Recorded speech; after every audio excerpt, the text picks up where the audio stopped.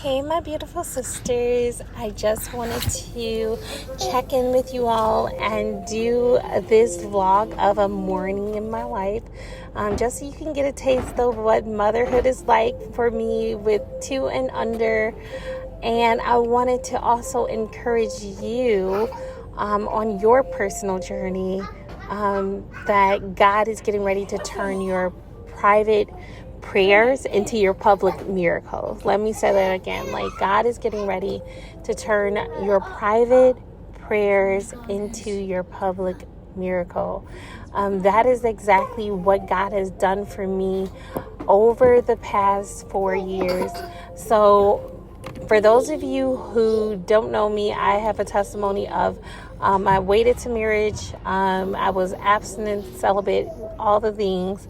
And I met my husband. We got engaged literally in 9 months, and in 2022. And then from then we got married several months thereafter. In 2022, got engaged and got proposed to in 2021, and then got married in 2022.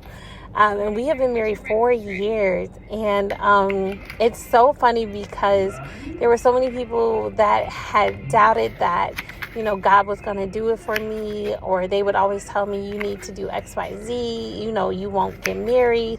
What are you going to do if this happens? What if you're going to do if that happens? And what I wish I could go back and tell my younger self then, and what I'm so happy I can tell you all now, is don't let the doubters keep you from your destiny. Don't let the doubters speak into your destiny. Don't let the doubters cause you to sway from what you believe that God is going to do in your life, because God is a God who is able to do exceedingly abundantly above all that we can ask or think. Okay, that's Ephesians 3 verse 20. And so I want you to know that God has done exceedingly and abundantly, despite the time clock, despite my age, despite everything.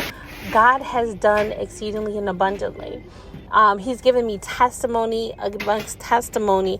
And even from when my first child was conceived, we had tried for several months to conceive.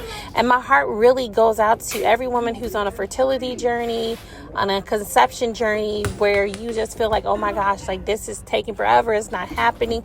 I just remember every day I would feel like every period cycle, and we only tried for 4 months. It felt like 6 months because we didn't find out till the 6 months that we were pregnant.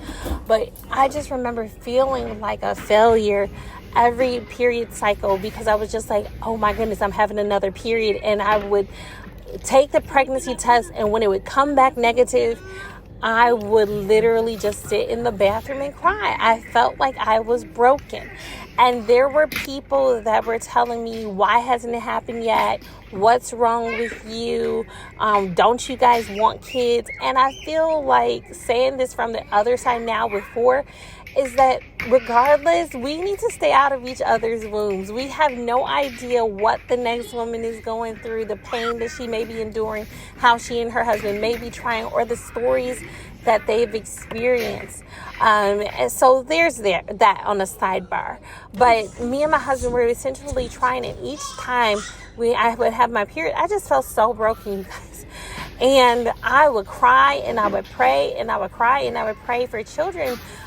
I love children so much. For those of you that do not know, before I became a stay-at-home mom, I was and still am a certified teacher.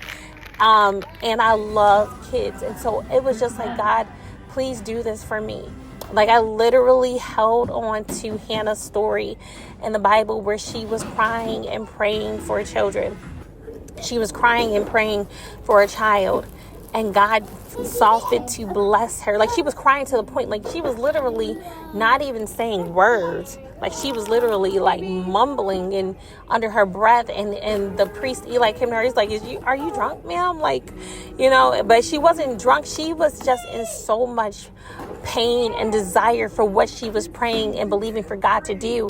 And that may be you in this season. I don't know if your prayer request is a child. I don't know if your prayer request is marriage. I don't know if your prayer request is a financial breakthrough, but you literally are at the place where you are in a place of praying and crying and weeping, and people think that you're crazy because you keep coming back to God and you keep talking about what you're believing Him for, and you keep pressing in when people are like, give up on it. It's not going to happen. Give up on it. If it hasn't happened yet, it won't happen.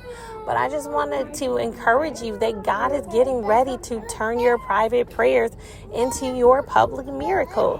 And so as me and my husband were trying to conceive, I remember we got married in April. It was October that we finally discovered that we had a positive pregnancy test, and it actually turned out that I had conceived in August. And so that first journey of pregnancy was glorious, to say the least, because it was an absolute victory against the enemy, because it was like he just was trying to discourage me from even believing that our child would come forth. And when our child came forth, it was just such a beautiful testimony. Now, were there still challenges? Yes. Like when I was in the labor and delivery room, I literally hemorrhaged, had a 3rd-degree tear, and was in labor 60 hours. But God helped me through it. And then after our first child was born in May, and he was an absolute joy, still is absolute joy, then our next baby was conceived the year after. And it was so funny that God gave him to me in a dream, and he was just like, your next baby, he is going to be a gift for me. He gave me my baby's name. He said my baby would be called Caleb, and he would be an absolute gift. I shared it with my husband, and voila, Caleb came forth. Now that baby, that took about 40 hours of labor, but it was still a wonderful journey. It's like once you have the babies, like all you be thinking about is, oh, my baby's so beautiful, can't wait to hold my baby, I love my baby. And so then after that, the next baby to come forth, a month later, after we were cleared, we found out that we were pregnant with twins. And we went into the sonogram room, and the lady was like, oh, there's two embryos. I see A and a B. And I'm like, oh my gosh, it's an A and a B. So to say that we were shocked was an understatement. But God again blessed us, and even with the twins, it was a journey. It was chasing after toddlers. So my toddler and my 10-month-old at the time when I delivered, and so we're chasing after them in my 3rd trimester while being pregnant with twins, and having 3 babies basically back to back last year. But God did it. Now that labor and delivery was only about labor and delivery was only about 20 hours, which wasn't bad. So it was like from 60 to 70 with my first baby, to about 40 with the second, and then only 20 with the last. And even with my twins, it was the week before, and we had went in, and they were basically like, you need to consider coming back and being induced tonight. We were not expecting it, but they were saying you need to consider coming back because twin B was not moving in the way that he should have been moving. And they were saying he had failed the stress test. And so me and my husband prayed about it, and I felt a peace. We felt a peace to move forward. And so that is exactly what we did. We moved forward and went in that night, did the baby mama dance, and we got induced. And I got induced, and those twins came forward. They came forward 13 minutes apart, and they are absolute joys. And so it's mind-blowing that God would honor me. Now, did I feel like he took his time and with my love story? Yes, he did. But was it worth it? Yes, it was. And so for those of you that feel like you're just holding on, you feel discouraged, you feel like God isn't hearing your private prayers, you're starting to wonder, God, are you even hearing me? Will you do it for me? I'm here to encourage you and take this as a word of encouragement that God is a God who hears. He is Elroy. He is the God who sees you, and he will deliver you. He will give you a public miracle. He will do exactly what he said he will do. He is not a man that he should lie, nor is he the son of man that he will repent. If he said it, he will surely cause it to come to pass. And so I just want to encourage you. I pray that this video encourages you to know that if God did it for me, you know, the marriage, the children, whatever you're believing God for, if you're believing him for a marriage, if you're believing him for children, if you're believing him for healing, if you're believing him for finances, if you are believing him for a breakthrough, he is the God who sees you. Elroy. He is the God who sees you, and he is the God who cares about you. He is the God who knows where your address is. He knows how to deliver everything that he's promised to you, and he is the God who loves you.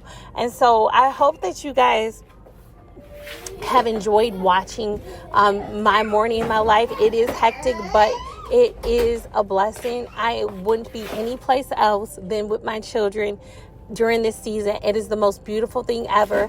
I love you guys, and if you have any comments on me or my story, my sweet babies, or just want to leave encouragement to me as a stay-at-home mom, feel free to do so. If this video spoke to you, like and comment. I love you, and subscribe. Mwah!